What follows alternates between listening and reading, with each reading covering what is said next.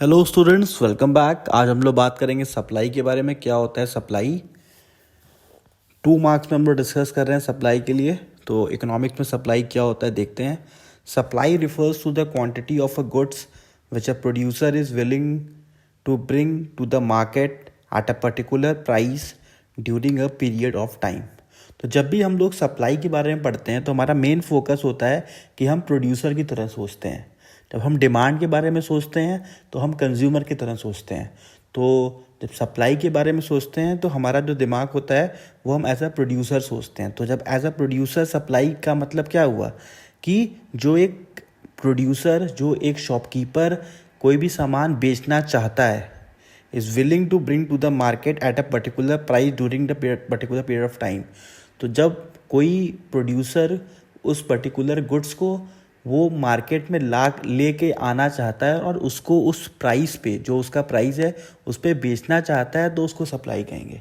जैसे एग्जांपल लेते हैं, एक मिस्टर ए हैं, उनके पास मान लेते हैं बिस्किट का 10 कार्टन्स है, ठीक है। तो 10 कार्टन उनके गोडाउन में रखा हुआ है। तो 10 कार्टन में से वो सोच रहे हैं कि ये 10 रुपये MRP का बिस्किट है, इसको हम आगे चल के और महंगा बेचेंगे, ठीक है। तो हर एक प्रोड्यूसर ज़्यादा पैसा कमाना चाहता है, तो वो अब ये सोच रहे हैं, ठीक है। तो अब वो जब तक मार्केट में लेके नहीं आएंगे उसको, ठीक है, तब तक वो सप्लाई हम उसको नहीं कहेंगे, उसको हम स्टॉक कहेंगे, ठीक है। क्योंकि वो उनके गोडाउन में रखा हुआ है और वो तैयार भी नहीं है बेचने के लिए। अगर वो मार्केट में पड़ा होता और वो तैयार नहीं होते बेचने के लिए तो उसको हम सप्लाई नहीं कहते। तो सप्लाई का बड़ा इंपॉर्टेंट फीचर ये है कि प्रोड्यूसर के अंदर विलिंगनेस होनी चाहिए उसको बेचने की, उस पर्टिकुलर प्राइस पे। जो प्राइस वो बेचना चाहता है उस पर्टिकुलर प्राइस पे वो तैयार रहे, विलिंग रहे उस पर्टिकुलर प्राइस पे बेचने के लिए, ठीक है। तभी हम उसको सप्लाई कहते हैं। तो उसके आगे देखिए, price, desire, quantity of supply and the period of time are the 3 essential features of supply. तो सप्लाई के 3 एसेंशियल फीचर्स होते हैं। पहला तो प्राइस, कितने में आप बेचना चाहते हो। दूसरा डिज़ायर, क्वांटिटी ऑफ सप्लाई, कितना गुड्स आप बेचना चाहते हो, ठीक है, कितने प्राइस पे, कितना गुड्स और किस टाइम पे, ठीक है। जब ये 3 चीज़ें मिलती हैं तभी सप्लाई होता है। आपके गोडाउन में ढेर सारा स्टॉक पड़ा हुआ है तो उसको हम सप्लाई नहीं कहेंगे। आप उसका 10% बेचना चाहते हो एक पर्टिकुलर प्राइस पे, एक पर्टिकुलर टाइम पे, ठीक है, आपके अंदर विलिंगनेस है उसको बेचने का, तभी वो गुड्स को सप्लाई की कैटेगरी में रखा जाएगा।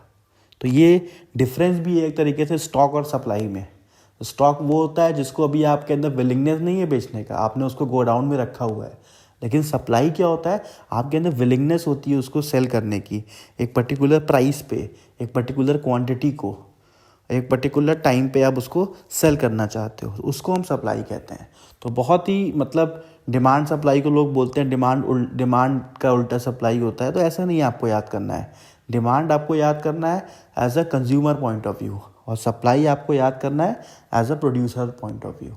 तो जो मार्केट में प्रोड्यूसर सामान बेचने के लिए रेडी है और उस पर्टिकुलर प्राइस पे, तभी हम उस पर्टिकुलर गुड्स को एज अ सप्लाई के कैटेगरी में रखेंगे, ठीक है फ्रेंड्स। कोई दिक्कत होती है तो कमेंट में ज़रूर लिखिए और हमारे वीडियो को प्लीज़ शेयर करिए और हमारे चैनल को सब्सक्राइब करिए। Thank you.